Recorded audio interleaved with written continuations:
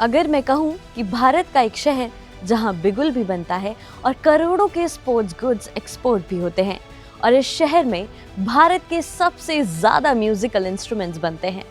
यहाँ एक पूरे गांव में बच्चों से लेकर महिलाएं तक सब फुटबॉल बनाते हैं। जहाँ से निकलता है वो एक्सप्रेसवे जो दिल्ली और उत्तराखंड को जोड़ता है, और देश का सबसे लंबा ग्रीनफील्ड एक्सप्रेसवे जो पश्चिमी यूपी को पूर्वांचल से जोड़ता है। और इसी शहर से चलती है देश की पहली semi high speed regional rapid rail. ये है मेरठ, वही मेरठ जहां से 1857 की क्रांति शुरू हुई। तो चलिए डिस्ट्रिक्ट ऑफ द मंथ में मैं बताती हूँ कि इस शहर में क्या है नया और क्या है सबसे खास। मेरठ का बिगुल सेकेंड वर्ल्ड वॉर से लेकर 1857 की क्रांति में इसका इस्तेमाल हुआ। 1971 के इंडिया पाकिस्तान वॉर में इसकी आवाज सुनाई दी। फिर आरएसएस यानी राष्ट्रीय स्वयंसेवक संघ के पहले स्थापना दिवस में इसको बजाया गया। 1885 में मेरठ के जली कोठी इलाके में पहली बार बिगुल बना था, और आज सशस्त्र बलों, पुलिस और अर्धसैनिक बलों से लेकर स्कूल्स, कॉलेजेस में इसकी भारी डिमांड है।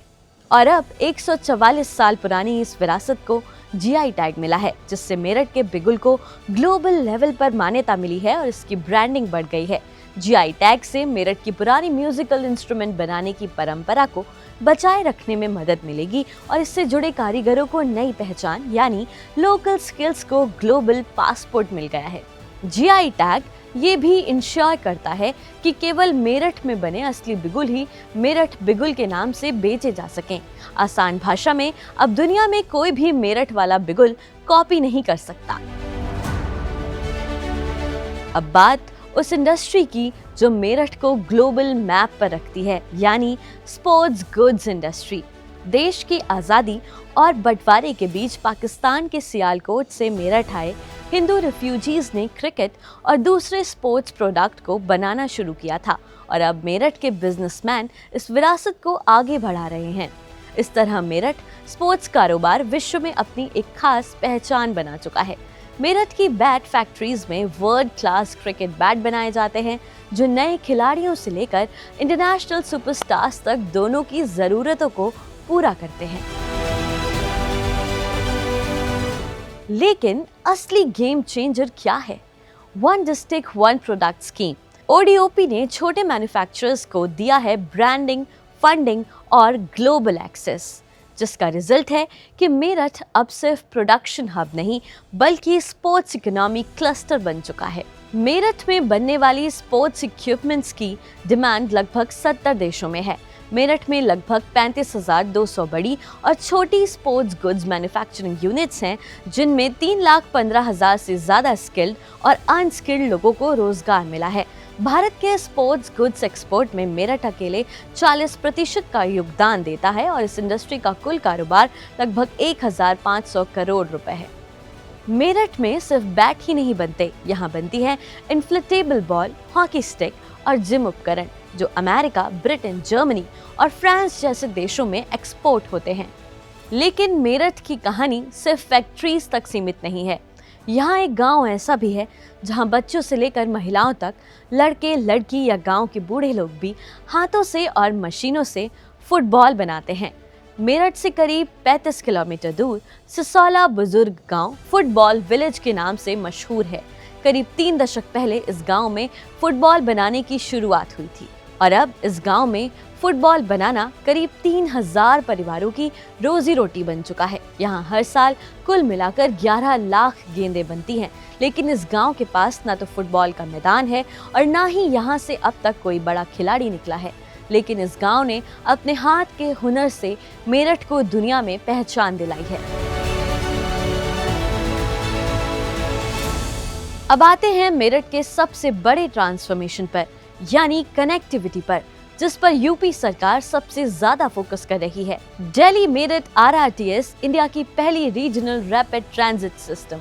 दिल्ली से मेरठ अब घंटों का नहीं, मिनटों का सफर बन चुका है, यानी 82 किलोमीटर की दूरी को महज 55 से 60 मिनट में पूरा किया जा सकता है। और यही असली विकास की कहानी है, क्योंकि जब डिस्टेंस कम होता है तो समय बचता है, पैसा बचता है और इन्वेस्टमेंट बढ़ता है।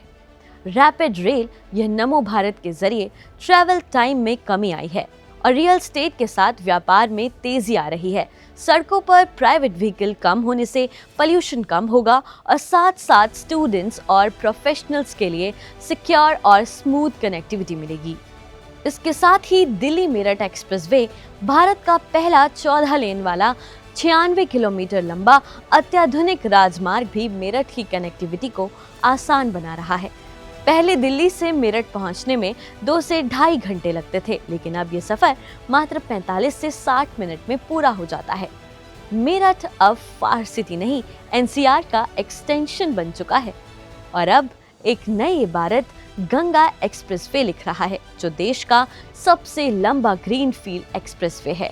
इस एक्सप्रेसवे से मेरठ से प्रयागराज मात्र 6 से 8 घंटे में पहुंचा जा सकता है। पहले ये समय करीब 10 से 12 घंटे था। विरासत को संरक्षण मिला है और फ्यूचर को एक नई दिशा देने की तैयारी सरकार कर रही है। कैसे, मैं बताती हूँ। मेरठ में बन रही है मेजर ध्यानचंद स्पोर्ट्स यूनिवर्सिटी, यानी स्पोर्ट्स गुड्स पहले से यहाँ बन रहे हैं और अब स्पोर्ट्समैन, स्पोर्ट्स साइंटिस्ट, कोचेस और एनालिस्ट भी यहीं तैयार होंगे। मतलब मेरठ अब टैलेंट सप्लाई चेन नहीं, बल्कि कंप्लीट स्पोर्ट्स इकोसिस्टम बन रहा है। अगर आप ध्यान से देखें तो मेरठ की ये सारी स्टोरीज अलग अलग नहीं हैं।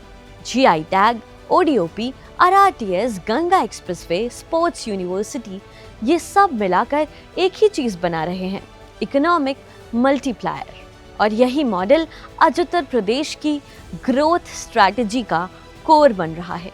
ऐसे ही और ग्रोथ स्टोरीज और अपने जिले की पहचान जानने के लिए हमारे साथ जुड़े रहिए। जल्द मिलेंगे आपके जिले की ग्रोथ स्टोरी के साथ। अगर आपको मेरठ की ये कहानियाँ पसंद आई तो हमें लाइक करिए, शेयर करिए और सब्सक्राइब करिए।